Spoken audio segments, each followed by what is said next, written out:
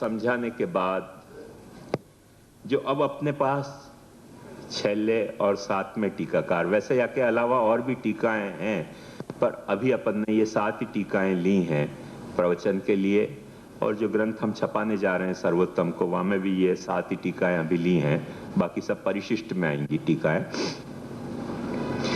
तो ये द्वारकेश जी एक अद्भुत टीकाकार हैं।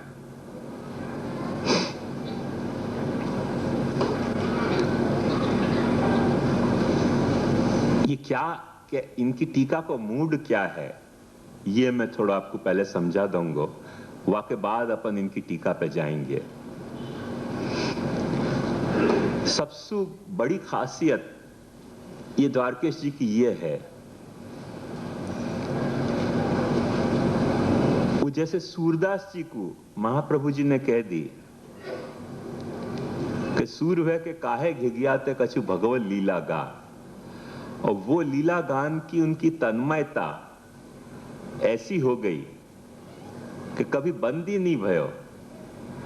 और जा वक्त नित्य लीला में पधार रहे थे, वह वक्त उनसे पूछी कि तुमने ठाकुर जी के तो पद इतने गाए, तो महाप्रभु जी के पद क्यों नहीं गाए?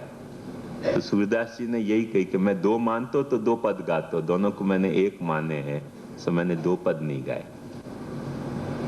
फिर भी ये पद गायो, दृढ़ चरणन केरो भरोसो, दृढ़ चरणन केरो। तो कुछ या तरीके की महाप्रभु जी की प्रेमणोन्यत साधनम लोके नास्ति मुख्यम परम महत, श्री भागवतम एवात्र परंतस्य ही साधनम, ये वचन ये द्वारकेश जी को कहीं ऐसा चुभ गया जाके कि इनको गजब की भागवत की तैयारी है, गजब को भागवत को इनको अभ्यास है, गजब की भागवत में इनकी तन्मयता है, और वह तन्मयता के कारण इनको सर्वोत्तम स्तोत्र के जब भी आनंद परमानंद श्री कृष्ण से कृपा निधि दैवोद्धार प्रयत्नात्मा स्मृति मात्रातिनाशन नाम को ये पाठ करें तो इनको महाप्रभु जी के अर्थ के बजाय भागवत के एक प्रसंग याद आ जाए अपनी तन्मयता के कारण। जित देखो तित श्याम मयूरी, वाह ढंग से पाठ कर रहे हैं आनंद परमानंद श्री कृष्ण से कृपा निधि दैवोद्धार प्रयत्नात्मा। और नॉर्मल कोर्स में यदि थोड़ी बहुत भी मने जो एक व्याख्याकार को कमिटमेंट होना चाहिए, तो वाकई हिसाब से इन नामन को अर्थ करना चाहिए तो पर इनको कमिटमेंट व्याख्याकार को कमिटमेंट नहीं है, इनको कमिटमेंट अपने भावना को कमिटमेंट है, जो महाप्रभु जी के या आदेश से इनको मिले कि प्रेमणोन्यत साधनम लोके नास्ति मुख्यम परम महत, श्री भागवतम एवात्र परंतस्य ही साधनम।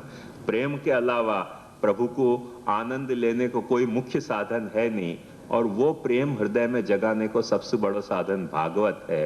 करके सर्वोत्तम स्तोत्र को पाठ करते वक्त भी अर्थानुसंधान इनको भागवत को बने रहे। और ऐसे एक ग्रंथ नहीं, इनने कई ग्रंथ यही स्टाइल पे यही फैशन पे लिखे हैं कि जहां निरंतर इनको भागवत को ही आवर्तन अनुवर्तन चलते ही रहे है। और जब भी देखें तो पता चले कि ये भागवत में कैसे वो जैसे भरत ढुरत कल जो मैंने बताया ना, भरत ढुरत और ऐसे डूबत तरत रहत घड़ी ल्यो नैन, ऐसे इनको जो चित्त है वो निरंतर भागवत में भरत ढुरत डूबत तरत रहत घड़ी ल्यो नैन की तरह इनको भागवत में ही चित्त रम्यो भयो रहे है। या तरीके के ये एक व्याख्याकार हैं। अब ये जो है वो व्याख्या की जो कसौटियां हैं उन पे अपन कसने जाएंगे तो द्वारकेश जी के साथ अन्याय हो जाएगा। व्याख्या की जो सिद्धांत की कसौटी है वहां पे द्वारकेश जी को कसोगे तो न तो व्याख्या को इनने जो व्याख्या करी वह व्याख्या को मजा आएगा, और न इनको जो मूड है वह मूड को ही अपने को रंग लगेगा, वह संग को रंग लगेगा। या के लिए व्याख्या के सारे सिद्धांत अभी साइड पे धर के जैसे इनको निरंतर भागवत को अनुसंधान बन्यो रहे है, वा तरह सु अपने को एक जैसे महाप्रभु जी ने बहुत सुंदर बात बताई है वहां, जब ठाकुर जी जन्म लेने जा रहे हैं तो वहां अचानक अथ शब्द आ गया, अथ सर्व गुणोपेत काल परम शोभन यर्हे वा जन जन्मक्षम शांतक्ष तारकम। तो वो अथ ऐसे भागवत में कई जगह अथ आए हैं, तो वो जहां जहां अथ आए हैं वहां महाप्रभु जी ने बहुत सावधानी से ये बात पे अपना ध्यान दिलाया है कि देखो चल रही कथा में अब कोई एक मोड़ आ गया है नयो, और इतनो मोड़ आ गया है कि वह मोड़ पे अपने को, जैसे कोई भी एकदम शार्प मोड़ आवे तो थोड़ी गाड़ी स्लो करनी पड़े, थोड़ी सावधानी बरतनी पड़े कि राइट है कि लेफ्ट है। वह तरह से जो अपनी मन की जो वृत्तियां हैं कथा के दिशा में आगे बढ़ती भई, वह में थोड़ी सावधानी बरतने के लिए कि अब कोई एक ऐसा मोड़ आ रहा है कि वह मोड़ पे अपन सावधान हो जाएं करके अक्सर सुखदेव जी जो हैं वो अथ शब्द वापरे हैं। तो जब प्रभु प्रकटने जा रहे हैं वहां अचानक जो है वो अथ सर्व गुणोपेत काल परम शोभन, सो जो कुछ अब तक कथा भई थी वहां में कोई अजब मोड़ अब आने जा रहा है कि अथ सर्व गुणोपेत, ऐसे अथ आ गए। मैं समझू अथ का मतलब आप समझते होंगे, अथा तो ब्रह्म जिज्ञासा।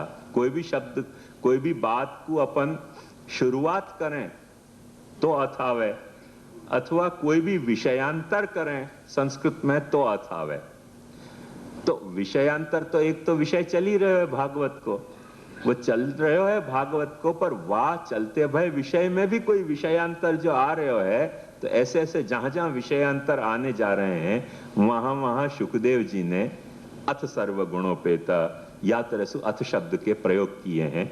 और वो महाप्रभु जी ने बहुत खूबसूरती से हर जगह वाकू मैंने नोट डाउन किए हैं कि अच्छा देखो यहाँ ये वो मोड़ आया है विषय की, विषय वस्तु के आगे के विकास में कोई एक बहुत गजब को मोड़ आ रहा है, वाकू ध्यान दो। उन मोड़न पे महाप्रभु जी ने अपना ध्यान दिवाया जहां जहां अथ शब्द आयो। ऐसे ये जो है ये कोई एक अथ आ गया है। अभी तक की जो टीका चल रही थी अब अपन यो कह सके अथ द्वारकेश जी आपके समझ में है ना कि अभी तक सब टीकाएं चल रही थी वो सब लगभग एक मुड की टीकाएं होती, पर अब अपने को फिर से एक वक्त कहना पड़ेगा अथ द्वारकेश जी की टीका आरभ्य थे तो आपको समझ में आएगा कि उतना आपको अलर्ट होना पड़ेगा कि भाई ये मोड़ कुछ दूसरा ही आ रहा है। और वो जब आप बात तरह से अपने आप को प्रिपेयर करके सुनोगे ना तो बड़ा मजा आएगा, क्योंकि जब भी मोड़ आने वाला हो वह वक्त अपन प्रिपेयर हो के और फिर कार को ड्राइव करें तो बहुत अच्छी तरह से ड्राइव हो सके।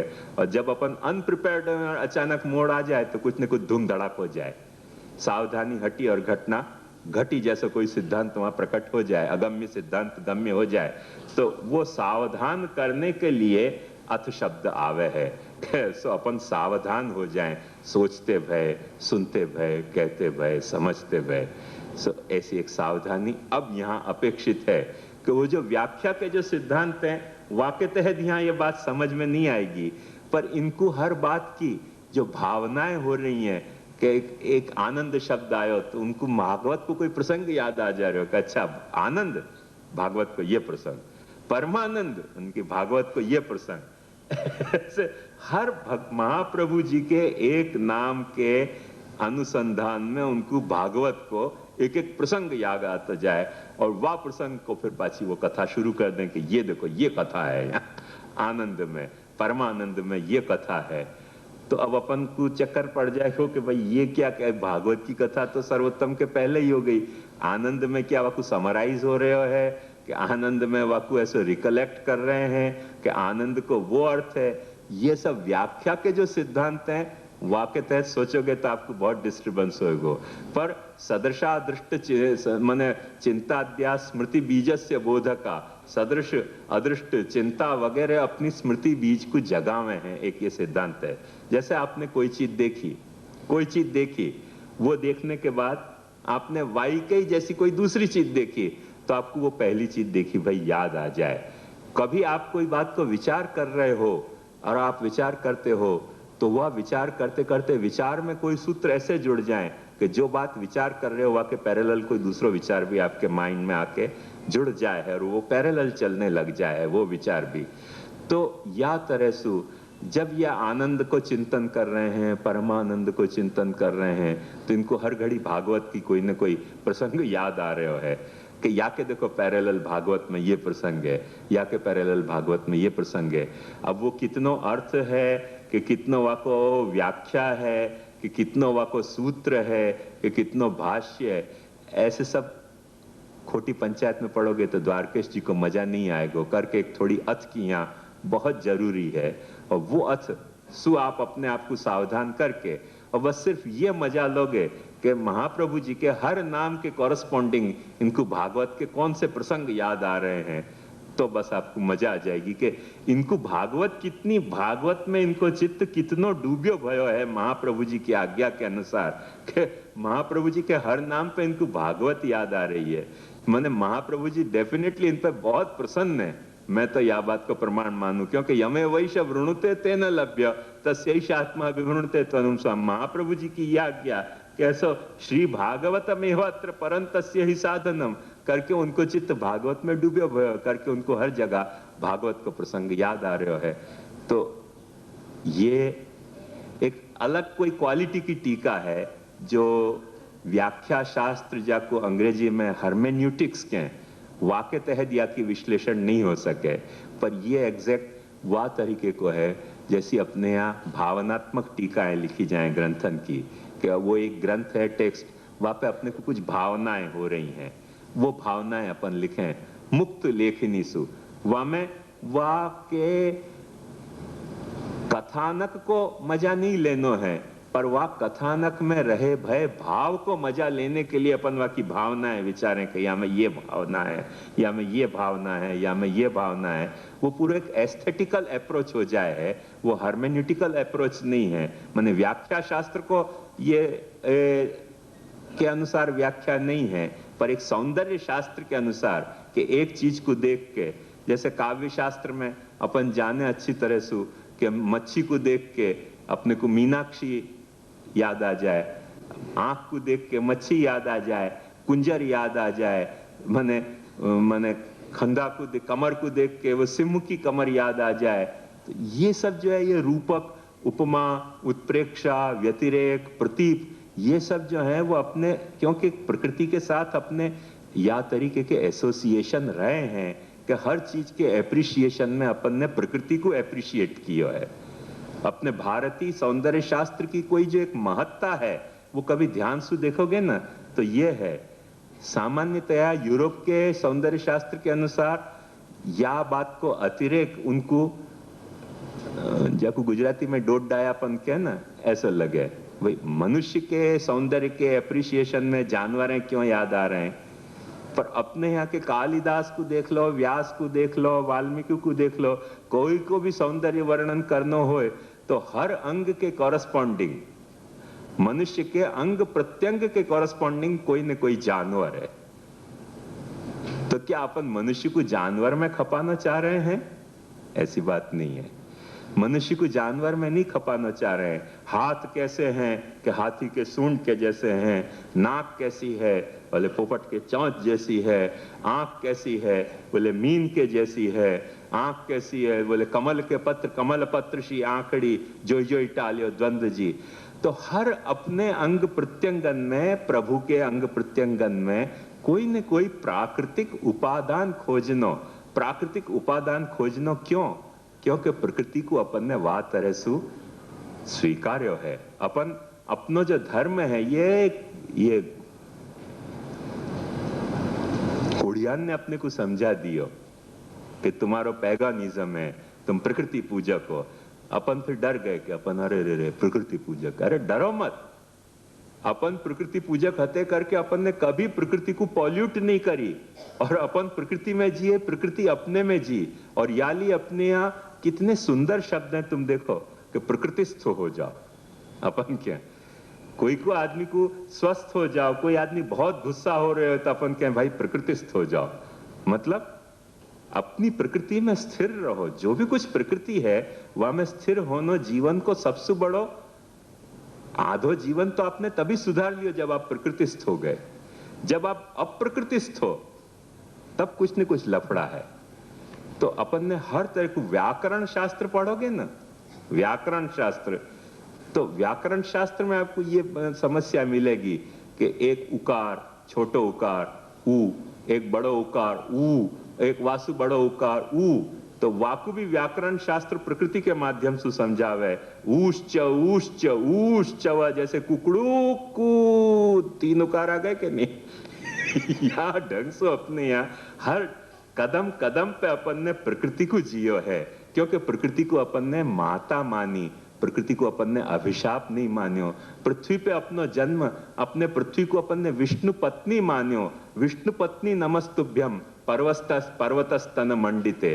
अपन ने पृथ्वी पे कोई आदम और ईव के पाप के कारण अपनो जन्म भयो है, ऐसे नहीं मान्यो। विष्णु को अपन ने पिता मान्यो, पृथ्वी को अपन ने अपनी माता मानी। अपने ये माता पिता के संयोग के अपन परिणाम हैं, अपन उनके पाप के परिणाम नहीं हैं करके अपन ने प्रकृति के कोई भी अंग को या तरह की निंदा की दृष्टि से, घृणा की दृष्टि से अपन ने देखो नहीं। और अपन ने वह प्रकृति के साथ अपनो हर वक्त तादात्म्य अनुभव कियो कि प्रकृति के हर चीज अपने सौंदर्य के नियामक हैं। व्याकरण शास्त्र देख लोगे तो आपको ये बात मिलेगी।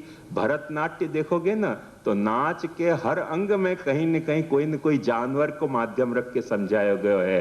संगीत आप देखोगे ना तो सात सुर की परिभाषा, निषाद कौन बोले, वो कौन बोले, षड्ज कौन बोले, गंधार कौन बोले, मध्यम कौन बोले, वो एक एक जानवर की बोली से अपने को समझाया गया है। अपने यहाँ विष्णु, शिव और जो बड़े बड़े देव हैं उन सबको भी स्वरूप समझाते वक्त जैसे अपने को यही समझाया गया कि भाई प्रभु की आंख जो है वो कमल पत्र की है, प्रभु की जो ये है वो हाथी के सूंड के जैसे श्रीहस्त हैं। तो हर प्रकृति से अपन ने इतना प्रकृति को जियो है, प्रकृति में जिए हैं और प्रकृतिस्थ रहना चाहे हैं, ये अपनी एक दृष्टि हती करके अपन प्रकृतिस्थ हैं। और वो लोग प्रकृति को नहीं जीने के कारण अप्रकृतिस्थ हो गए। अब पाछो उनके यहाँ वो कांटा पाछो सड़क के आ रहे है, अब पाछो वो कुछ सोच रहे हैं, पर जब तक वो यहाँ पहुंचेंगे तब तक अपन वहां पहुंच जाएंगे जहां वो आ जाएं। ये दुख की कथा है। दिल है मशगूल कलरकी में, दिल है ईरान और टर्की में, अपन वहां जाना चाह रहे हैं जब वो अपने यहाँ आना चाह रहे हैं। ऐसे कुछ लफड़ा हो गया है। तो या लफड़ा के कारण अपने को बहुत सारी बातें समझ नहीं आवे हैं। पर एक बात ध्यान समझो कि वो प्रकृति को जैसे उपमा, रूपक, प्रतीप और व्यतिरेक, इन सारे अलंकारन को, जो सौंदर्य को अनुभव करने के जो अपनी अलंकारिक दृष्टियां हती, वहां में मैक्सिमम अपन ने प्रकृति को उपादान मान्यो है। ऐसे यहाँ महाप्रभु जी के हर पहलू को, चरित्र के, व्यक्तित्व के, गुण के पहलू में ये अपने द्वारकेश जी जो है ना वो भागवतस्थ हैं करके हर उपादान इनको, जैसे अपने कविन को हर जगह से प्रकृति दिख रही है। हर बात में कभी या बात पे आप एक कोई रिसर्च करें ना तो पता चले कि भारतीय कोई भी शास्त्र ऐसा नहीं है कि जा शास्त्र में प्रकृति को उपादान बना के ऐसा कोई शास्त्र को चिंतन न भयो है। हर शास्त्र में यही तरह से है। तो ऐसे ही यहाँ जो है वो द्वारकेश जी अपने महाप्रभु जी के 100 के 108 नाम को भागवत के आधार पर, कहीं रूपक, कहीं व्यतिरेक, कहीं उपमा, कहीं प्रतीपोपमा, कहीं व्यतिरेक उपमा, या तरह से सब तरह से वा तरह से ही देखने को एक सौंदर्य शास्त्र की व्याख्या कर रहे हैं। ये व्याख्या शास्त्र की व्याख्या के एंगल से आपको देखोगे तो यह व्याख्या को आनंद नहीं ले सकोगे। मेरे बहुत बचपन की बात है, हमारे यहाँ एक व्यक्ति आते थे तो मैंने कुछ एक कविता बनाई ब्रजभाषा की और मैंने उनको सुनाई तो उनको नाराजगी हो गई कि ये क्या है, ऐसे कैसे आपने कर दिया। मैंने कहा भाई ध्यान से समझो, मैंने ये बात रूपक के तौर पे कही है। तो उन्होंने कही रूपक के तौर के पर झूठ कैसे बोल सकते हो आप धर्माचार्यों के। तो मैं समझा चाहिए झूठ सच को सवाल अपने तर्क शास्त्र में हुए है, दर्शन शास्त्र में हुए है, सौंदर्य को जहां विचार आ रहे हैं वहां झूठ और सच दोनों शब्द छोटे पड़ जाए हैं, क्योंकि एक भावात्मक सत्य जो है वो एक अलग सत्य है। वो सत्य और असत्य दोनों से ऊपर एक भावात्मक सत्य हुआ है, वो समझने तैयार नहीं। अचानक उनने क्या कि उनने काली टोपी पहनी थी, उतार के मेरे सामने रख दी कि इस टोपी को आप हैट कह सकते हैं। मेरे भी गुस्सा आ गया। उन दिनों में मैं तर्कशास्त्र पढ़तो ही હતો, तो थोड़ी तर्कशास्त्र की उलुल जुलुल सब जो हथकंडाएं हुए मुझको तैयार रहते। तो मैंने कहा हाँ, मैं इस टोपी को गधा सिद्ध कर सकता हूँ। तो आधा पौना घंटा की माथापच्ची करके मैंने तर्कतः ये सिद्ध किया कि वो टोपी गधा है। उनने ऐसे देखी, ये गधा है, अब मैं रखूं कि नहीं सिर पे? मैंने कि ये तो आप सोचो कि रखना है कि नहीं रखो, तर्क तो ये सिद्ध हो रहा है कि ये गधा है। फिर बेचारे माथे पे रख के भागी गए। कौन जाने उनको क्या अनुभव भयो।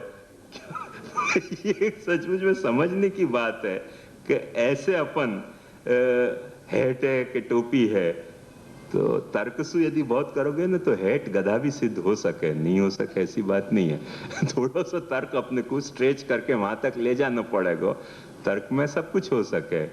तो वाह तरीके के तर्क के खिलवाड़ अपन न करें, नहीं तो टोपी हेट के बजाय गधा भी सिद्ध हो सके, इतनी सावधानी रखियो। तो या टीका का मजा ले सकोगे।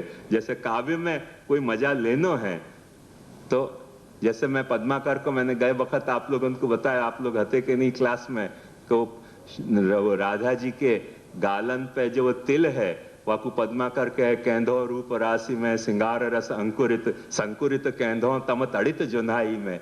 ये रूप राशि में सिंगार रस को कोई एक अंकुर फूटियो है का है, जो राधा जी के गाल पे गोरे गालन पे कालो तिल है। वाकु पद्माकर के केंधो रूप राशि में सिंगार रस अंकुरित। अथवा कह रहे हो कि मुख की जो चांद जैसा मुख है, या चांद की चांदनी में अंधेरा सिमट के तो तिल नहीं हो गया। अब आप पूछोगे कि ये झूठ बात कैसे कर सकते हो, अंधेरा कैसे सिमट सकता है, ये टोपी हैट हो सकती है, तो यार गधा भी सिद्ध होगी। ध्यान से समझियो। या कविता को या भाव को कि केंधो रूप राशि में सिंगार रस अंकुरित, संकुरित केंधो तम तड़ित जुनाई में, तो वो कहें कि केंधो गरक गोविंद गयो गोरी की गुराई में। पद्मा कनके के भगवान सांवरे हैं, उनको कोई रिफ्लेक्शन तो नहीं आ गया सांवरों से तिल के रूप में यहाँ। अब या की मजा आपको नहीं आती और आप कहो कि ये तिल ऐसा कैसे हो सकता है, तिल जो है वो कृष्ण का प्रतिबिंब कैसे हो सकता है, तो फिर तो बहुत कुछ हो सकता है। ये सावधानी रखियो, यदि या तरीके को तर्क करोगे तो और बहुत सारे तर्क हो सके, वह तरीके के तर्क को सेट असाइड, एक बाजू रख के, और वाह भाव से या कुछ सारी व्याख्या को सुनोगे तो बहुत आनंद देगो। मैं थोड़ो इंटरवल यहाँ करके और फिर अपन शुरू करें। थोड़ो मैं भी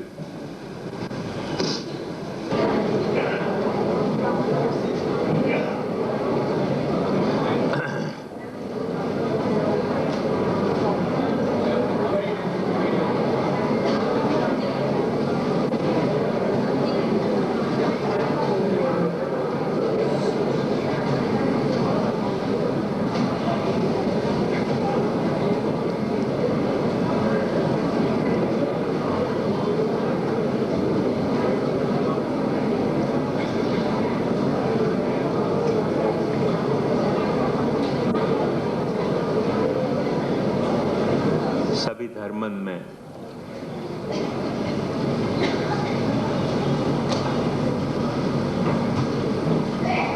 सभी देशन में सभी कालन में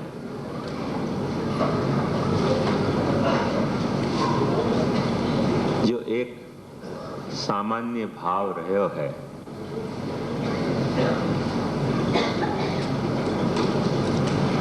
और वो भाव में विज्ञान भी, आधुनिक विज्ञान भी अपवाद नहीं हो सके।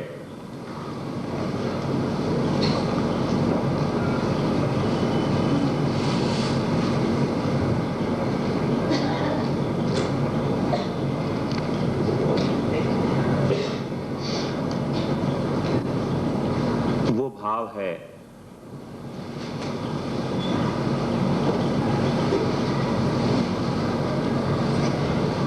दो तरह के।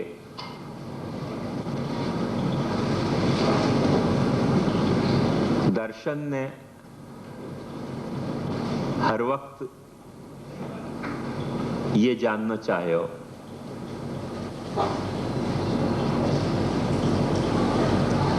कि मेरे चारों ओर जो है सृष्टि, वह सृष्टि में मैं क्या हूं,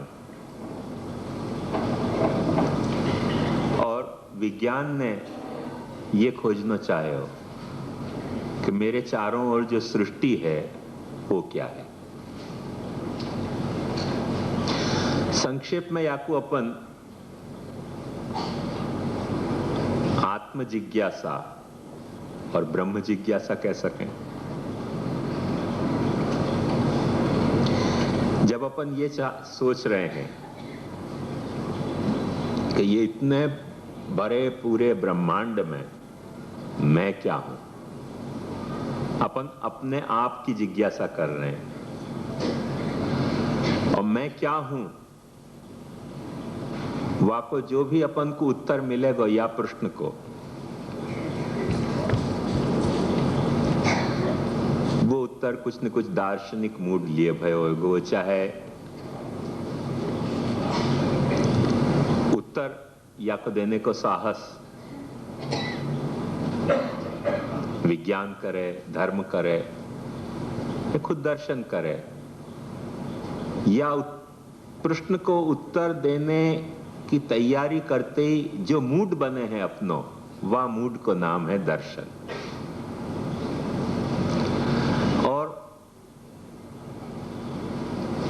मेरे चारों ओर क्या है,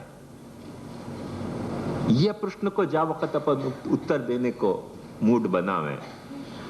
अब ये उत्तर देने के लिए अपने पास चाहे तो धर्म आवे, चाहे तो दर्शन आवे, चाहे तो साइंस आवे, चाहे बुद्धि आवे, रीजन आवे, कुछ भी आवे, जो भी उत्तर आएगा वो मूड अपनो साइंटिफिक हो जाए है वह वक्त।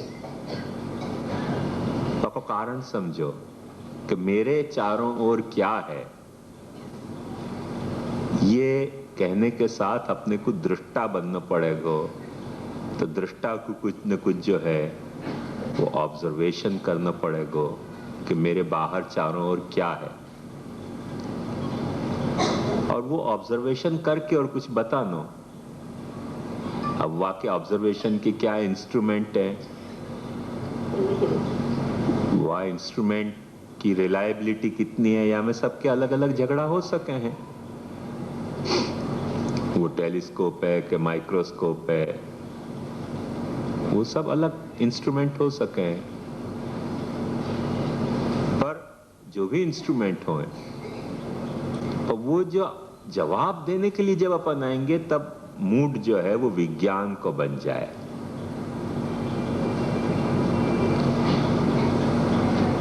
और अपना जो उपनिषद है तो या है कहना चाहिए,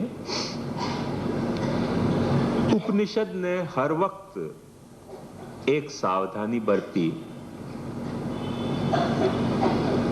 कि ऐसी आत्म जिज्ञासा नहीं करी कि जहां में ब्रह्म जिज्ञासा नहीं होए, और ऐसी ब्रह्म जिज्ञासा नहीं करी कि जहां में आत्म जिज्ञासा नहीं होए।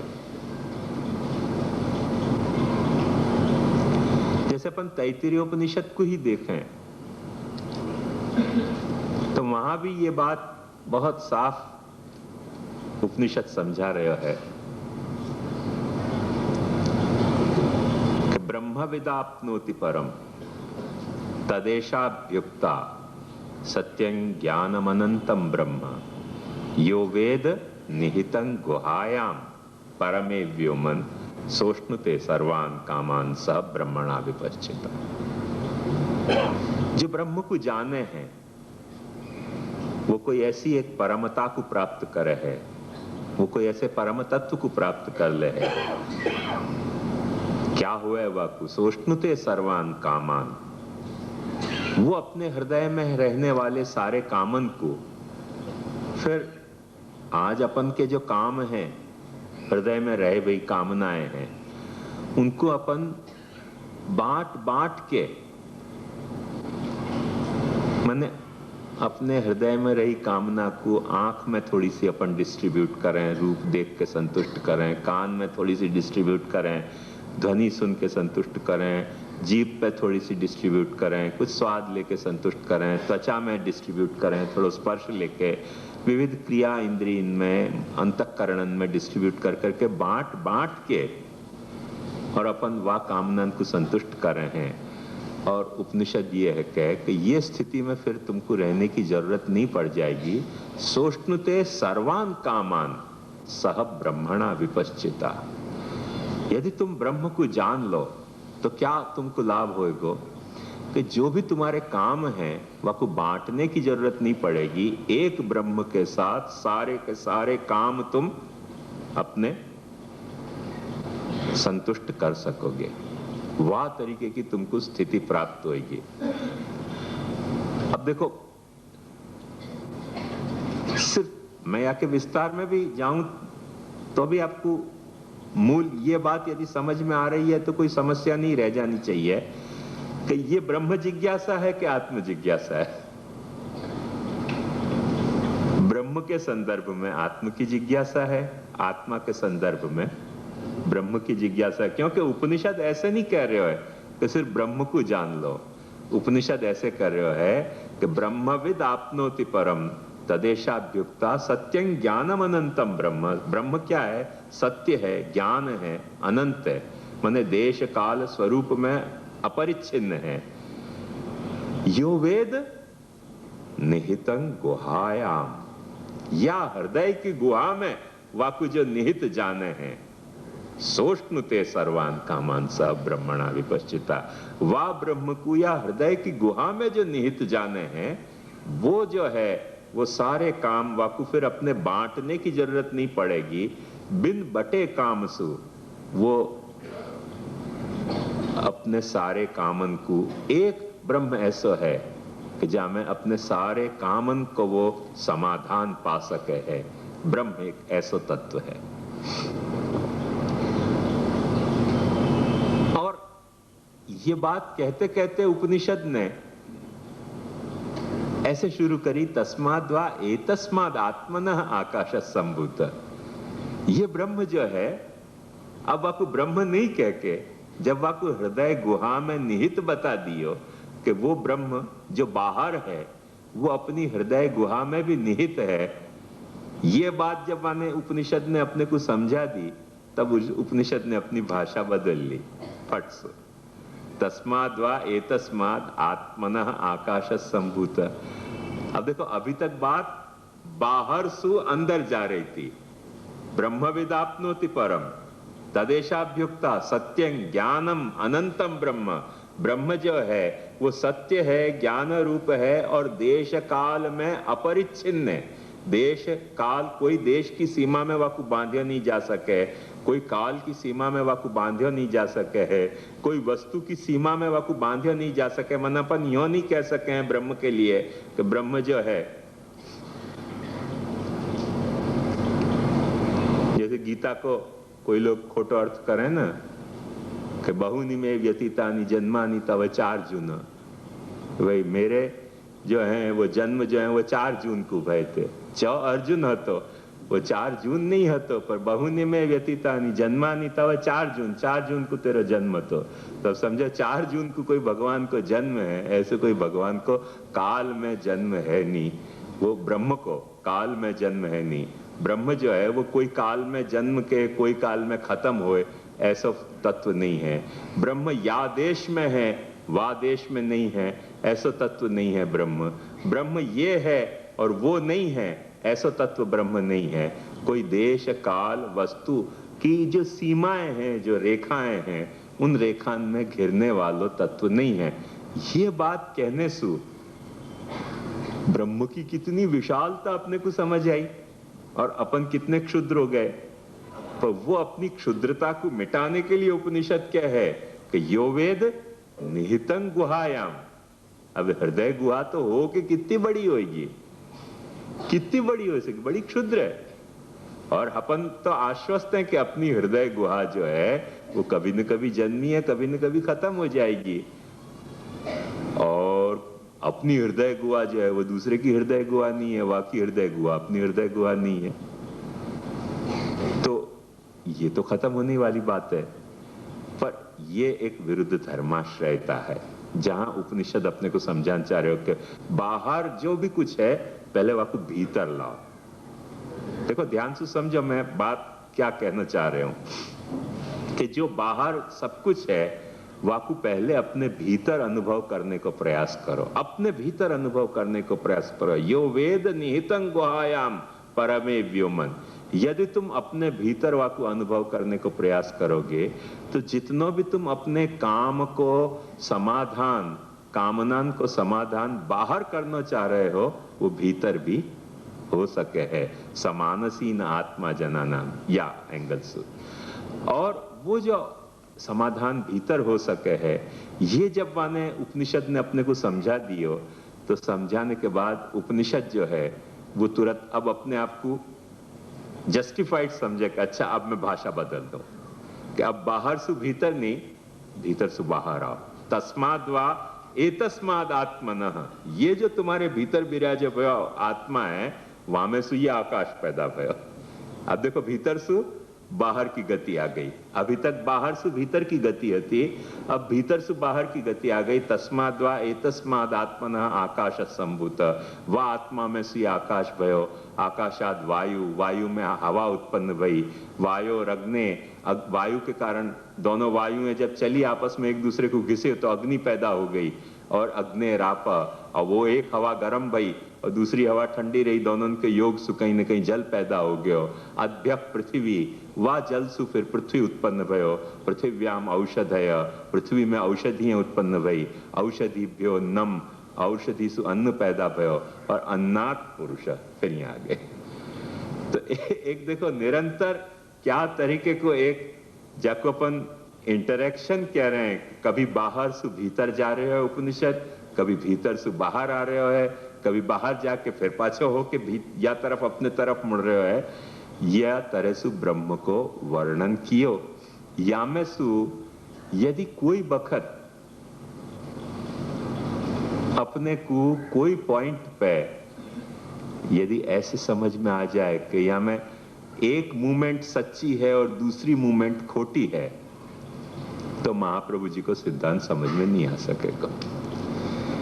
ये दोनों तरह की मूवमेंट, बाहर के भीतर जाने की मूवमेंट और भीतर के बाहर आने की मूवमेंट, ये साइकोलॉजिकली भी, मेटाफिजिकली भी, एस्थेटिकली भी और रिलीजियस के पॉइंट ऑफ व्यू से भी, माने धर्म सु, मनोविज्ञान सु और अपने सौंदर्य के बोध के दृष्टि से, हर सौंदर्य बोध आप सोचो कैसे है।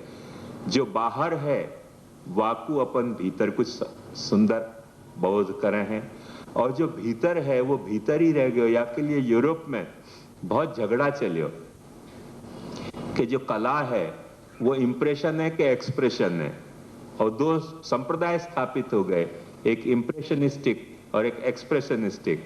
पर वहां जो कुछ है अच्छी बात है उनके लिए, अपने यहाँ के लिहाज से सोचो कि अपने यहाँ के लिहाज से हर इंप्रेशन जो है वो कोई एक्सप्रेशन को, कला को इंप्रेशन और एक्सप्रेशन को मतलब क्या कि वो लोग यूं सोचते थे कि कला बाहरी जगत को कलाकार के हृदय में पड़े भयो कोई इंप्रेशन प्रभाव है, या कलाकार के हृदय ने अपने आप को कलात्मक भावना को बाहर जो एक्सप्रेस कियो वो एक्सप्रेशन है कला। जैसे कैमरा, कैमरा क्या है, बाहर जो कुछ सीन है वाकु अपने भीतर इंप्रेशन बोले है। तो अब ये भी एक कला को बहुत से चित्रकार जो है वो बाहर देखते कि ऐसे है ऐसे है, और वाकु देख के कोई चित्र बनाते, वो इंप्रेशनिज्म हो जाएगा। और यदि कोई अपने भीतर कोई भावना भरी भई है, वाकु अपन बाहर प्रकट कर रहे हैं, वो बाहर वैसा कुछ होए कि नहीं होए, तो कलाकार तो बात तरह से अनुभव कर रहे हो ना, तो वो एक्सप्रेशनिज्म हो जाएगा। या के वह तरीके के दो बंटवारा हो गए, जिन बंटवारा को उपनिषद नेति नेति कहना चाहे कि यदि तुम कला को इंप्रेशनिज्म मान रहे हो उपनिषद ये कहना चाह रहे हो, नेति नैष्ये तस्मादिति नेत्यन्यत परम अस्ति। यदि तुम ये कह रहे हो कि सिर्फ इंप्रेशन है, गलत बात है, और भी कुछ है।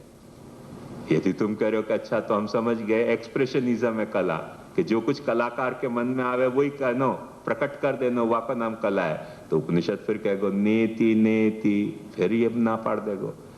वो ना या लिए नहीं कि कला न तो इंप्रेशन है न तो कला एक्सप्रेशन है, पर हर वक्त यह बात को समझते रखो कि अपने को विराट सु व्यक्ति को हर वक्त इंटरेक्शन में रहना चाहिए। विराट को अपने भीतर लाओ और व्यक्ति को विराट के बाहर प्रकट करो। विराट के संदर्भ में व्यक्ति को प्रकट करो, व्यक्ति को सच्चो रोल प्रकट करो। व्यक्ति को सच्चो रोल विराट के संदर्भ में क्या है वो प्रकट होना चाहिए। विराट को रोल व्यक्ति के संदर्भ में क्या है वो अपने हृदय में प्रकट होना चाहिए। या तो रसू इंप्रेशन और एक्सप्रेशन को जो वो आनंद और परमानंद चले तो अपने यहाँ के हिसाब से अपन कहेंगे कि भाई कला प्रकट भई, और यदि कहीं अटक गए हो तो अपन कह रहे हैं कि कला खंडित हो गई। ये बात अपने यहाँ के हर कला दृष्टि की। नवरस रुचिराम भारतीर कवेर जयति, ये जो आप श्लोक देखोगे ना तो आपको ख्याल आएगा कि अपने यहाँ कला के बारे में ये दृष्टि रही, अपने यहाँ धर्म के बारे में ये दृष्टि रही, अपने यहाँ दर्शन के बारे में ये दृष्टि रही, अपने यहाँ विज्ञान के बारे में ये दृष्टि रही। माने कला जो है वो सौंदर्य की डिस्कवरी है कि सौंदर्य को इन्वेंशन है। इन टर्म में भी यदि साइंटिफिक टर्मिनोलॉजी में आपको कुछ समझना हो तो आप या यूं भी समझ सको कि कला जो है वो सौंदर्य की सृष्टि है कि सौंदर्य की अनुभूति है, सौंदर्य की खोज है कि सौंदर्य को प्रकटीकरण है। पर यदि अपन ने सिर्फ कला को सौंदर्य को खोजियो और सौंदर्य को प्रकट नहीं कियो तो फिर पाछे उपनिषद कहेगो नेति नेति। यदि आपने सौंदर्य को खोज ही रहे हो और सौंदर्य को प्रकट नहीं किया तो जैसे नेति नेति है, ऐसे ही सौंदर्य को प्रकट कर रहे हैं और सौंदर्य को खोज नहीं पा रहे हो तो आप आत्म केंद्रित हो गए। फिर उपनिषद ना पाड़ देगो नेति नेति। तो निरंतर विराट व्यष्टि और समष्टि के बीच में, जाको गुजराती में आपले कहे हैं, आपले चलनी चाहिए। व्यष्टि और समष्टि के बीच में, व्यष्टि और समष्टि के बीच में आपले चल रही है तो ये ब्रह्मांड है, तो ये ब्रह्मांड है। और जहां व्यष्टि और समष्टि के बीच की ये जो आपले खत्म हो गई, रुक गई कहीं, तो आनंद भी खंडित हो जाएगा और परमानंद भी खंडित हो जाएगा। और या आपले को जैसो निरूपण उपनिषद ने कियो, वह उपनिषद को निरूपण को विस्तार सु यदि कोई ने पहली बार अपने को समझायो तो वो अपनो भागवत है। उपनिषद ने आपको सिर्फ 3 तरह से समझा दिया, तो 3-4 तरह से यतो हुआ इमानी भूतानि जायन्ते येन जातानि जीवन्ति यत् प्रयन्ति अभिसंविशन्ति तद विजिज्ञासस्व तद ब्रह्म, के जहां से ये उत्पन्न हो रहे है, जहां से ये स्थित है, जहां ये लीन होने वाला है, जहां ये जो है वो मुक्त होने वाला है, वो ब्रह्म है। ऐसे स्वरूप परिभाषा और कार्य परिभाषा, कारण परिभाषा, ऐसे 2 तरह से आपको समझाया कि सत्य ज्ञानम अनंतम ब्रह्म, ब्रह्म जो है वो सत्य है, रूप है, ज्ञान रूप है और अनंत रूप है। ये वाको स्वरूप लक्षण कहो और वाको कार्य लक्षण कियो ब्रह्म को, कि ये सत्य ज्ञान अनंत ब्रह्म में सु ये सृष्टि जो है, जो चाहे तो सत्य है चाहे तो असत्य है, चाहे तो ज्ञान है चाहे तो अज्ञान है, चाहे तो अनंत है चाहे तो शांत है, चाहे तो देश में अनंत है चाहे तो काल में अनंत, माने देश में शांत है चाहे तो काल में शांत है, चाहे तो वस्तु की वस्तुता में शांत है। मतलब घड़ा कपड़ा नहीं है, कपड़ा घड़ा नहीं है, घड़ा घोड़ा नहीं है, घोड़ा घड़ा नहीं है, ये वस्तु में वस्तु की शांतता है। एक वस्तु में दूसरे वस्तु को अंत हो जाना, भाई वो वस्तु यहाँ नहीं है। या तरीके के जो वस्तु के जो शांतताएं हैं उन सब में ब्रह्म को कैसे देखनो, तो ये जो शांतताएं हैं वो अनंतता में सुप्रकट भई हैं, सत्य में सुप्रकट भयो है, चाहे तो सत्य है चाहे तो असत्य है, वह ज्ञान में सुप्रकट भयो है, चाहे तो ज्ञान है या अज्ञान, और अनंत में सुप्रकट भयो है, चाहे तो अनंत है या शांत। ये उपनिषद की दृष्टि हती। और ये बड़ी सूत्रात्मक दृष्टि है, जा दृष्टि की व्याख्या अपन करवे जाएंगे तो वैसे सूत्रात्मक होने के कारण या सूत्र को इतना जबरदस्त लाभ है कि आप चाहो तो या सूत्र के आधार पे सौंदर्य शास्त्र की व्याख्या करो, चाहो तो या सूत्र के आधार पे विज्ञान की व्याख्या करो, चाहो तो या सूत्र के आधार पे आप दर्शन की व्याख्या करो, चाहो तो या सूत्र के आधार पे आप मनोविज्ञान समाजशास्त्र की व्याख्या करो। हर जगह ये व्याख्या वर्केबल व्याख्या है, ऐसी व्याख्या नहीं है कि जहां या की वर्केबिलिटी खत्म हो जाए। ये हर जगह वर्केबल व्याख्या है कि जो भी कुछ व्यष्टि पैदा भयो है वो समष्टि में पैदा भयो है, और जो व्यष्टि पैदा भयो है वहां में समष्टि कोई न कोई तरह से छुप्यो भयो है। जो अनंत में शांत छुप्यो है, शांत में अनंत छुप्यो है। ये जो अपना बेसिक अपन अभी तक जो सोचते आए हैं वो मूल में उपनिषद की दृष्टि है, ये बात भूलो मत। पर वह उपनिषद की दृष्टि को समझाते भय भागवत ने अच्छी तरह से विस्तार कियो कि नहीं इतने कहने पे शायद बात कम समझ में आएगी। तो वह ने भागवत ने क्या कियो कि यतोवा इमानी भूतानि जायन्ते, या बात की व्याख्या करते हुआ ने कह दी अत्र सर्गो विसर्गश्च। ये सर्ग भी है और विसर्ग भी है, सिर्फ पैदा ही भयो ऐसे नहीं, तो कुछ सर्ग के रूप में पैदा भयो है, कोई विसर्ग के रूप में पैदा भयो है। ये न जातानि जीवंती, जामे सु पैदा हो के और जीवित हो रहे हैं। भागवत कह रहे हैं कि भाई ये तो विष्णु है, विष्णु के 6 गुण के हिसाब से या कि 6 तरह से एक्सप्लेन किया जा सके कि अत्र सर्गो विसर्गश्च स्थानम पोषणम ऊतय मनवंतर ईशानुकथा निरोधो। इतने तरह से या की स्थिति को व्याख्यान हो सके जगत को कोई स्थिति है ऐसे टूका में पटावी देवानी बात नहीं। को अपने को इतने तरह से जगत स्थित है, स्थित जगत को भगवान जो है, ये स्थित जो व्यष्टि है वह को समष्टि के द्वारा, ये व्यष्टि जो है वो समष्टि में स्थित है और समष्टि के द्वारा पोषित है, समष्टि के द्वारा पोषित है। स्थानम पोषणम ऊतय, वह पोषण में कोई वाकु बराबर कॉरेस्पॉन्ड कर पा रही हैं, कोई वाकु बराबर नहीं कॉरेस्पॉन्ड कर पा रही हैं। जैसे अपन बच्चा बड़ो करें, कोई बच्चा माँ बाप के सपना को साकार करे, कोई बच्चा साकार नहीं भी करे, भाई वाकई खुद के अपने सपना कुछ हैं। तो ऐसे ही कुछ जो हैं वो माँ बाप के सपना को साकार करने वाले बच्चा हैं, तो कुछ बच्चा ऐसे भी हो सके। अब उन बच्चों को क्या फांसी पे चढ़ाना? फांसी पे नहीं चढ़ाने को है, पर उन बच्चों को प्रभेद अपने को समझना पड़ेगा कि ये साकार करने वाले माँ बाप के सपना को साकार करने वाले बच्चा और ये माँ बाप के सपना को साकार नहीं करने वाले बच्चा हैं, सब भगवान के ही बच्चा। तो वो स्थानम पोषणम ऊतय मनवंतर, ऐसे मनवंतर जो है वो सद्धर्म है, वो साकार करने के प्रक्रिया में जो उनने काम किए वो, और ऊतय ईशानु कथा, और वाक्य बाद जो है वो माँ बाप के प्रति उनने जब सपना को साकार किया फिर माँ बाप के प्रति कृतज्ञ रहे कि कृतज्ञ हो गए। ये भी तो एक पहलू हो सके कि नहीं स्थिति में। माने बहुत सारे लोग अब यूं कह रहे हैं कि जो माँ बाप के 10 बाय 12 की कोठड़ी में 4 बच्चा रहते थे, वो 4 बच्चा के 4 फ्लैट में 2 बूढ़े माँ बाप कहीं रह नहीं पावे, ये स्थिति हो गई। तो जो 10 बाय 12 की कोठड़ी में 4 बच्चा है रहते थे एक माँ बाप के, वो 4 बच्चा के 4 फ्लैट हो गए 1400 से 1400 स्क्वायर फुट के, वहां में एक माँ बाप को कहीं रहने की जगह नहीं मिले। तो ये क्या है चक्कर?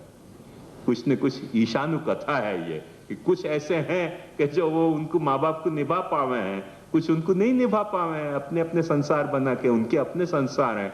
तो ईशानु कथा, और वाके बाद निरोध, माने जो है वो अपने माँ बाप की सेवा भी कर पावे, कुछ ऐसे हैं, और वह सेवा में उनकी तन्मयता भी है, ऐसे भी कुछ बच्चे हैं। तो निरोध हो, और फिर वाके बाद जो ये बतायो कैसो ये न जाता नि जीवंती यत प्रयंती अभिसम विशंति, जहां जा रहे हैं वाकु भागवत क्या है कि ये मुक्ति की लीला है। और मुक्ति की लीला भी सिर्फ मुक्ति ऐसे कहने से नहीं काम चलेगा, सालोक्य साष्टि सामीप्य सारूप्य ऐकत्व, ऐसे कई तरह की मुक्तियां भी के भी प्रकार हो सके हैं। उन सबको खोल खोल के, जैसे कली जा बखत खिले है तब हमें से कई पंखुड़ियां फूटे हैं, ऐसे हर उत्पत्ति की कली को खिला के वहां में से कई पंखुड़ी है भागवत अपने को समझावे है।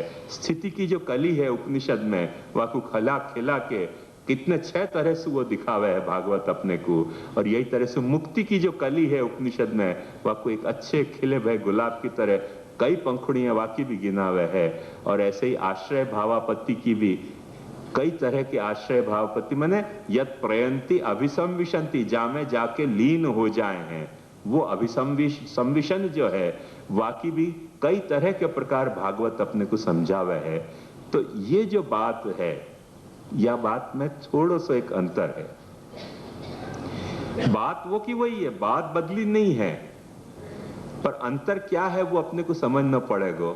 और वो समझने के लिए थोड़ा सा बस आपको शास्त्रीय संगीत और फिल्मी गीत को भेद समझ में आए तो बात समझ में आ जाए कि वही राग फिल्मी गीत में भी आ सके, नहीं आ सके ऐसी बात नहीं, पर वो 3 मिनट में तो पूरा हो जाएगा। वासु ज्यादा चलना नहीं वो राग फिल्मी गीत में। और वो जो फिल्मी गीत में जो राग 3 मिनट में पूरा भयो वो शास्त्रीय संगीत की मेथड यदि आपने एडॉप्ट करी तो 1 घंटा 1.5 घंटा भी आप गा सको हो। और 1 घंटा 1.5 घंटा गाने के बाद आज जैसे आपने 1-1.5 घंटा गायो ऐसे ही कल गाना जरूरी नहीं है, कल दूसरे 1-1.5 घंटा कोई दूसरे ढंग से भी वाकु गाया जा सके है। शास्त्रीय संगीत में वो स्कोप है जो फिल्मी संगीत में वो स्कोप नहीं है। पर फिर से एक बात ध्यान समझो कि यदि राग को स्वरूप आपको समझना है तो शास्त्रीय संगीत के ढंग से आपको राग याद रखने को कौन तो बहुत मुश्किल है। और समझो आपको यूं कह दें कि मन तड़पत हरि दर्शन को आज याद कर लो एक फिल्मी गीत तो आपको मालकोश याद हो जाएगा। तो याद रखने के लिए सूत्र अच्छा है और मजा लेने के लिए भाष्य अच्छा है, ये बात समझो। याद रखनी है कोई चीज को तो सूत्र हर वक्त काम आवे। जैसे H2O अपन को सूत्र मिल गया याद रहने के लिए बहुत अच्छा है। अब वापस सारो अपन कहेंगे कि भाष्य करो तो बहुत याद रहे कि नहीं रहे। और फिर बच्चा में कई वक्त उपद्रव भी हो जाए। एक बच्चा को कोई ने पूछो कि भाई बताओ पानी को सूत्र क्या है तो आने कही HIJKLMNO। कि ये क्या भयो, ये पानी को कैसे हो गया? बोले H2O। तो भी उपद्रव कभी हो जाए तुमने क्या कही थी H2O HIJKLMNO ये पानी को सूत्र है। तो भाषण में ऐसे गड़बड़ी भी हुए कभी कभी तो उन गड़बड़ी से अपने को सावधान भी रहने की जरूरत पड़े क्योंकि भाष्य नहीं हो सच्चो। तो H2O क्या है वह कुछ समझने में कभी कभी अक्ल परेशान हो जाए अपने को। H2O HIJKLMNO है H2O क्या है वह को सच्चो भाष्य अपने पास होना चाहिए। तो ऐसे ही श्री महाप्रभु जी यह बात को कहे हैं कि भागवत अपने को उपनिषद को सच्चो भाष्य समझावे है, वो HIJKLMNO नहीं कर दे है। जो उपनिषद के सूत्र हते सूत्र तो वही रखे हैं जो HIJKLMNO कह रहे हो वो भी सूत्र पे कायम है, पर भाष्य में कुछ गड़बड़ पैदा कर दे रहे हो कि वो ये H2O को ऐसा भाष्य अचानक प्रकट हो जाए तो केमिस्ट्री को फिर गणपति बापा मोरिया करनी पड़े। फिर केमिस्ट्री की जरूरत ही नहीं है कि पानी में इतने सारे एलिमेंट निकल जाए। तो या के लिए महाप्रभु जी कह रहे हैं कि तद विस्तारो भागवतम, भागवत जो है वो विस्तार है। और वह विस्तार में वह को अपने को स्वाद ज्यादा मिल सके पर वह को धारण करना थोड़ा मुश्किल है, पर बहुत विस्तृत भी होए। पर एक बात ध्यान समझो कि यदि आपके घर पे जाने को रास्ता समझो 10 मोड़ भी ले तो होए ना तो आदमी को याद रह जाए। कोई दोस्त के घर में जाने में 3 भी मोड़ आते होंगे ना तो कोई वक्त आदमी को भूलने के चांसेस हैं। क्यों? क्योंकि वह आपके घर में आने के रोड के मोड़ हैं तो वह में याद रखने में कोई तकलीफ नहीं होवे, अपने को गिनने की भी जरूरत नहीं पड़े, अंदाज सन चले जाए। ये जितने पक्षी को अपन छोड़ दें ना उनके पास क्या साइन है कि दाएं मुड़नो बाएं मुड़नो, पर अपने घोंसला पे बराबर आ जाए क्योंकि उनने अपनो घोंसला मान्यो। तो एक गायन को आप छोड़ दो अपने गौशाला में से ले जाके माइल 2 माइल वो पाछी चल के पाछी आ सके है क्योंकि वो अपनो माने तो अपने आप ग्रहित हो जाए। ऐसे वह ब्रह्म को अपनो माननो आत्मा माननो वाकु अपना परमात्मा मान के चलोगे तब तो भागवत समझ में आएगी, और परमात्मा नहीं मान्यो तो भागवत समझ में आनी मुश्किल है। करके ये मुख्य भाव मने अहम आत्मात्मनाम धातः प्रेष्ठसन प्रेयसाम अपि अतो मयि रतिं कुर्यात् देहादिर यत्कृते प्रिय। मैं आत्मा की भी आत्मा हूं, प्रेष्ठन में प्रेयस हूं। यासु तुम ये बात सोचोगे कि मैं तुम्हारी आत्मा के भीतर भी आत्मा हूं, तो तुमको अपने आप स्नेह का जो है वो विषयासक्ति के 50 मोड़ आए, विषयासक्ति के 50 मोड़ आए, और मेरे तक पहुंचने में तुमको कभी तकलीफ नहीं होगी। और या पहलू को तुम पहचान नहीं सके मेरे कि मैं तुम्हारी आत्मा की भी आत्मा हूं, और तुमने ये पहलू ही सिर्फ पहचानियो कि वो साथ में आसमान पे बैठे कोई भगवान है, या वैकुंठ में विराजे भयो जो है वो कोई नारायण है, या श्री गोलोक में विराजे भयो कृष्ण है, या कैलाश में विराजे भयो शिव है, तो फिर कुछ न कुछ तुमको जो है वो पहुंचने में थोड़े से भी मोड़ जो हैं वो बहुत बड़े मोड़ हो जाएंगे, और उन मोड़न के पे मुड़ के और वहां तक पहुंचने में तुमको बहुत सारी कठिनाई हो सके है। वो वहां नहीं है ये बात भागवत नहीं कह रही है, पर वो वहां होने के बावजूद भी यहाँ भी है। उपनिषद का सूत्र याद रखो, सत्यं ज्ञानम अनंतम ब्रह्म यो वेद निहितं गुहायाम परमे व्योमन। ये भागवत को मुख्य सुर है, और ये मुख्य सुर भागवत को द्वारकेश जी को हर घड़ी याद आ रहे हो है, क्योंकि ये भागवत को या तरह से सुभाष्य की व्याख्या श्री महाप्रभु जी ने करी। ये भागवत की या तरह की व्याख्या करने के लिए महाप्रभु जी को ठाकुर जी ने आज्ञा करी, करके ये कह रहे हैं द्वारकेश जी के एक बात, अर्थम तस्य विवेचितुम नहीं विभुर वैश्वानराद वाक्पते अन्यस्तत्र विधाय मानुष तनुम माम व्यासवत् श्रीपति दत्वाज्ञा च कृपावलोकन पटुर यस्माद अतोहम मुदा गुणार्थम प्रकटी करोमि। तो भगवान ने मुझको आज्ञा दी कि तुम ये जो मेरा संबंध है जीवात्मा के साथ, या संबंध को तुम प्रकट करो, या लाइट में तुम उपनिषद को अर्थ करो, या लाइट में तुम ब्रह्मसूत्र को अर्थ करो, या लाइट में तुम गीता को देखो, ये भागवत की लाइट में, और इन सब को टैली करो एक दूसरे से, और ये टैली करो तो ये सारे बात रहस्य समझ में आ जाएगो। ये आज्ञा ठाकुर जी ने महाप्रभु जी को करी, करके श्री कृष्णास्य जो है वो यहाँ महाप्रभु जी के रूप में प्रकट भयो। तो द्वारकाश जी कह रहे हैं कि तब तो बात अपने को याद आनी चाहिए ना, कि जब अपन आनंद सोचें तो अपने को भागवत याद आनी चाहिए। भागवत याद नहीं आ रही है मतलब अपन कुछ सोचने में गड़बड़ कर रहे हैं, करके हर महाप्रभु जी के नाम पे उनको जो है वो भागवत याद आ रही है। मुकु एक दादू को बड़ा अच्छा दोहा दादू आपने नाम सुने होंगे जिनको दादू पंथ चले हैं, तो उनने बहुत एक अच्छा दोहा लिखियो है, आप भी चाहो तो लिख सको कि घी व दूध में रमी रया व्यापक सब ही ठोर। ये घी जो है ये दूध में रमी रया व्यापक सब ही ठोर। दूध में हर जगह घी है। तो दादू कहे कि दादू बकता बहुत है मथी काढ़े थे, और ये दादू तो यह बात की बकवास करे, पर जो मथ के काढ़ ले है वहां को घी मिले है। क्या बात कही है दादू। ये बकता भी देखो बड़ा मजेदार शब्द कहो बकता बोल रहे हैं और बकता दोनों ही अर्थ हैं। अब हम सब ये सब बकता ही है। यह बात को समझो कि दादू बकता बहुत है मथी काढ़े थे, और जो मथ के वाकू काढ़े है वो सच्चो घी को स्वाद का है। बाकी जो अपन तो शामू बकता बहुत है, पर सचमुच में मथी काढ़े थे। और ऐसे तुम समझो यार रहस्य को, तब बात पता चलेगी कि यार में भीतरी रहस्य क्या है।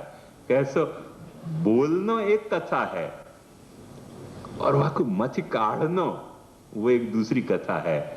तो मथ काढ़े वाकू घी को मजा मिले, बाकी घी तो दूध में रमी रहा, वहां में तो कोई संदेह है ही नहीं। तो वाकू बोलनो बोलने से घी नहीं मिल जाएगा अपने को मथ काढ़े। जैसे प्रहलाद ने मथने के लिए प्रहलाद चाहिए।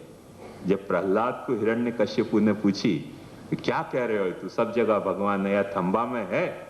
प्रहलाद ने भक्ति से मंथन किया वह भगवान को, और भगवान को मंथन किया, उन्होंने कहा यहाँ है, उन्होंने कहा तोड़ के दिखाऊं, बोले तोड़ के देखो निकलेगो। तो प्रहलाद की भक्ति ने अक्षर ब्रह्म को मंथन ऐसो मंथन कियो कि वहां में से एक नृसिंह प्रकट हो गयो। वो मंथन कियो तो नृसिंह ने हिरण्यकश्यप ने नहीं, हिरण्यकश्यप गदा तो अभी भी मारते रहे और आगे भी न जाने कब तक मारते रहेंगे सब हिरण्यकश्यप। हिरण्यकश्यप का मतलब समझो, जाको तकिया के नीचे सोना छुपियो होए। वो तो मनोरथ के गदाएं चलाते ही रहे भगवान और अक्षर ब्रह्म पे।